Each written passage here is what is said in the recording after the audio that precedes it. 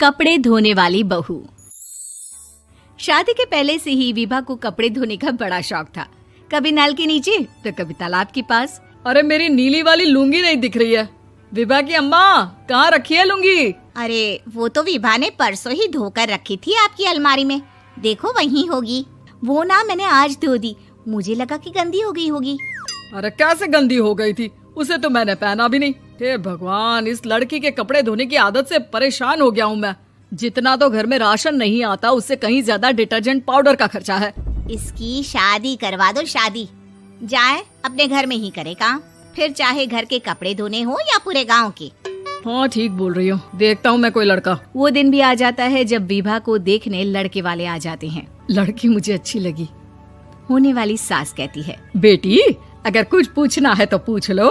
वैसे तो हमारी लड़की बहुत ही शर्मीली है, जो बोल दो वो मान लेती है, इसे क्या पूछना होगा। अरे कैसी बात कर रही हो माँ, मुझे इन लोगों के घर रहना है, सवाल तो कई है।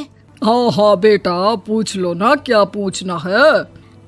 आप लोगों के घर कपड़े कौन धोता है? सास का मुंह बन जाता है। देखो, अगर तुम ये कहना चाहती हो कि तुम्हें कपड़े धोने नहीं आते तो सुन लो, कपड़े मैं ही धोती हूँ, लेकिन तुम्हारे आ जाने के बाद मैं रुमाल तक नहीं धोऊंगी। अरे चुप रहना भाग्यवान, बहू बेचारी घर आई नहीं, उसे डराना शुरू कर दिया। वो क्या है ना बिटिया, अभी तक तो ये कल्लू की माँ ही धोती थी, लेकिन अब तुम्हारे पापा तो दहेज में वॉशिंग मशीन देंगे ही। तभी विभा की माँ बोल पड़ती है, सवाल भी पूछा तो क्या। वैसे भाई साहब, मशीन की तो फिर भी कपड़े धोने की कैपेसिटी होती है। मतलब जो बिटिया दे रहे हैं ना विभा, इसे कपड़े धोने का बहुत शौक है। ये आप लोगों के क्या, आस पड़ोस गांव मोहल्ले सबके कपड़े धो दे और उफ तक ना करे। बाहर देखा नहीं आपने कितने कपड़े सूख रहे हैं? सब हमारी बिटिया ने ही तो धोए हैं। बस भी करो ना माँ, शर्म आ रही इतनी तारीफ सुनकर। और तो और एक दाग निकाल कर दिखाओ तो मान जाऊं। हाँ अच्छा, माफ करना बेटा, मैंने गलत समझा।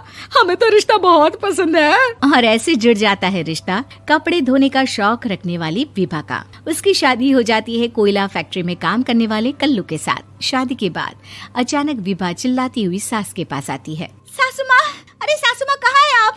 ये तो धोखा है, धोखा दिया आप लोगों ने मुझे। इसे ससुर के चक्कर के बारे में पता चल गया। अरे तो उसमें तुझे क्यों धोखा मिला है? अरे नल में पानी नहीं आता, कपड़े कैसे कब धुलेंगे? अच्छा, तू पानी नहीं आ रहा उसकी बात कर रही है। तो आपने क्या सोचा? कुछ नहीं। अच्छा, तेरी माँ ने कहा था कि कपड़े धोने का शौक है तुझे, याद आया मुझे। शौक बोलकर कपड़े धोने वाले मेरे जुनून को कम ना आके सासू माँ, कपड़ा धोना मेरा गुरूर है। तभी पति भी वहाँ आ जाता है। अभी मैंने इसे सनी देओल की फिल्म दिखाई है, उसी के डायलॉग मार रही है माँ। अच्छा सुन, साफ बता रही हूँ, पानी सुबह 4 से 6 और शाम को 10 से 12 आता है, समझी? विभा टाइमिंग सुनकर हैरान हो जाती है। ये क्या भूतों का मोहल्ला है? सुबह 4 बजे उठकर कौन कपड़े धोता है? 4 बजे टंकी में पानी जाता है, फिर सारा दिन धोना ना, किसने मना किया? अरे कैसी बात कर रही हैं? 200 लीटर की टंकी में कितने कपड़े धो लूंगी मैं? सुबह ही उठ जाऊंगी मैं। अब क्या था, विभा सुबह 4 से लेकर रात के 12 बजे तक कपड़े ही धोती रहती। एक रोज सास पड़ोस से निकलकर कहीं जा रही होती है कि साथ वाली कहती है, हाँ कल्लू की माँ, जरा ये बताओ कि 2 साड़ी है, 2 ब्लाउज और एक पेटीकोट और एक नाड़े वाला लंबा कच्छा। हाँ तो? अरे तो क्या, कितना लोगी धुलाई ये बताओ। धोबन दिख रहे हैं हम क्या? हमारे पति सरकारी नौकरी से अभी रिटायर हुए हैं और बेटा सुपरवाइजर है कोयला फैक्ट्री में। धोबन समझ रखा है हमें। हाय रे कल्लू की अम्मा, माफ कर दो, वो तो मोहल्ले में यही सब बता रहे थे कि तुमने बहू को कपड़ा धुलवाने के काम में लगा दिया है। सास को पड़ोसन की बात सुनकर गुस्सा आ जाता है। वो घर पहुंचती है जहां घर के बाहर ही इतने सारे कपड़े सूख रहे होते हैं जितने कि किसी धोबन के घर पर। अरे ओ कल्लू की दुल्हन, बाहर निकल।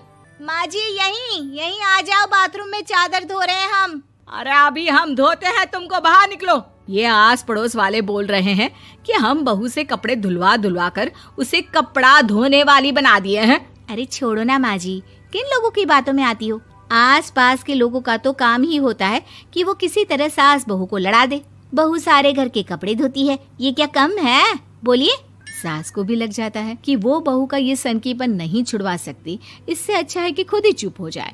एक रोज सास और बहू मंदिर जाते हैं, जहाँ सास की साड़ी वहाँ खड़ी भीख मांगने वाली से मिलती है। माँ जी क्या बात है, आपकी साड़ी उस भिखारन से कितनी मिल रही है ना? हाँ हाँ देखो तो, दोनों की साड़ी मिल रही है। क्या बात है कल्लू की अम्मा, तुम खुद को तो अफसर की बीवी बताती हो और ऐसी सिंपल सी प्लेन साड़ी पहनकर घूमती हो। सिंपल और प्लेन नहीं है ये साड़ी। तो क्या सोने के धागे से फूल बने हैं? कुछ भी सासू माँ, कुछ भी। हाँ बने थे इस साड़ी में सोने के धागे से फूल। मेरे पति लेकर आए थे मद्रास से स्पेशली मेरे लिए 10,000 की। ताहे भाई साहब इस भिखारन के लिए भी सेम टू सेम साड़ी लेकर आए होंगे 10,000 की। सास उस वक्त तो कुछ नहीं कहती, लेकिन बहू के साथ घर आती है और अलमारी से एल्बम निकाल कर लाती है। ये साड़ी देख रही है, ये वही साड़ी है जिसे मैंने अभी पहना था। इस साड़ी में ये जो चमकदार फूल दिख रहे हैं ना, ये सोने के धागों से काढ़े गए हैं। लेकिन तू लोकल वॉशिंग मशीन ब्रश से घिस घिस कर सारे फूलों को निकाल कर साड़ी प्लेन कर दी। मुझे माफ कर दीजिए सासू माँ। और तो और, जब मैंने तुझे तेरी गलती के लिए कुछ नहीं कहा, लेकिन तूने तो सबके सामने मेरा मजाक ही बना दिया। क्यों? बहू को समझ में आ जाता है कि अब से उसका कपड़े धोना बंद।